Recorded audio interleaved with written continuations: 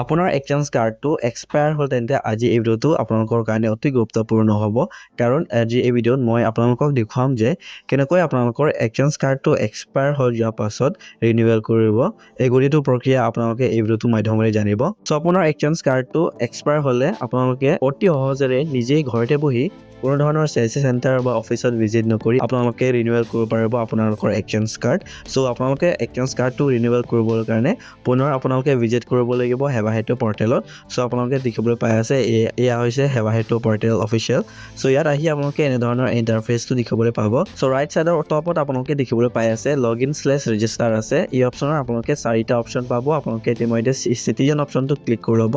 click কৰি দিয়াৰ পাছত এনে ধৰণৰ ইন্টাৰফেসটো দেখিবলৈ পাব আপোনালোকে আপুনি যেতিয়া এক্সচেঞ্জ কাৰ্ডটো আবেদন কৰিছিলে তেতিয়া আপোনালোকে অবভিয়াসলি ইউজাৰ আইডিটো ক্ৰিয়েট কৰিছে সো ইউজাৰ আইডিটো ইয়াত ফিল কৰি লগইন কৰি দিব ইন কেস যদি আপোনালোকে আপোনাৰ ইউজাৰ আইডিটো নেজানে তেন্তে ওপৰত মই আই বটন বা ডেসক্ৰিপচনৰ ভিডিও লিংক ৰাখি দিম তাত গৈ আপোনালোকে পুনৰ নতুনকৈ ইউজাৰ আইডি ক্ৰিয়েট কৰা প্ৰসেছটো চাই ল'ব চাই লোৱাৰ পাছত ক্ৰিয়েট কৰি ল'ব ক্ৰিয়েট কৰি দিয়াৰ পাছত ইয়াত আহি আপোনালোকে আপোনাৰ ইউজাৰ আইডিটো ফিল কৰি দিব ফিল কৰি দিয়াৰ পাছত এতিয়া মই নেক্সট প্ৰসেছটো দেখুৱাই দিম সো এতিয়া আপোনালোকে ইউজাৰ আইডিটো ফিল কৰাৰ পাছত সাইন আপ অপচনত ক্লিক কৰাৰ পাছত এই ধৰণৰ ইন্টাৰফেসটো দেখিবলৈ পাব সো ইয়াত আপোনালোকে দেখিবলৈ পাই আছে অকমান স্ক্ৰল ডাউন কৰি right সাইডত view your application in the all version বুলি দিয়া আছে এই অপচনত ক্লিক কৰি দিব ক্লিক কৰাৰ লগে লগে আপোনালোকৰ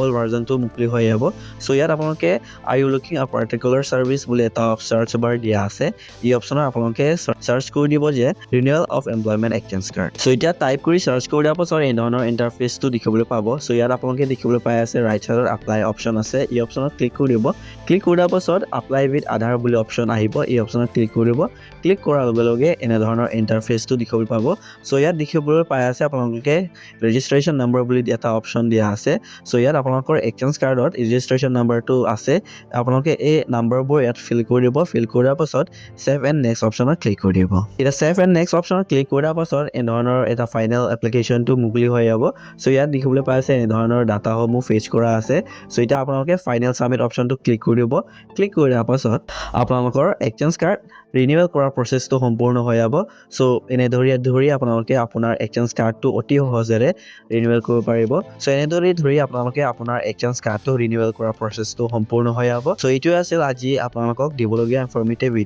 ভিডিঅ'টো চাই যদি অকণমান হেল্প পাই তেন্তে লাইক এটা কৰি দিব চেনেলত প্ৰথমবাৰ ভিজিট কৰিছে তেন্তে সাবস্ক্ৰাইব কৰি দিব যাতে এনে ধৰণৰ অনলাইন ৰিলেটেড ভিডিঅ'সমূহ আপোনালোকে ৰেগুলাৰলি চাবলৈ পায় সো পুনৰ লগ পাম আকৌ এটা নতুন ভিডিঅ'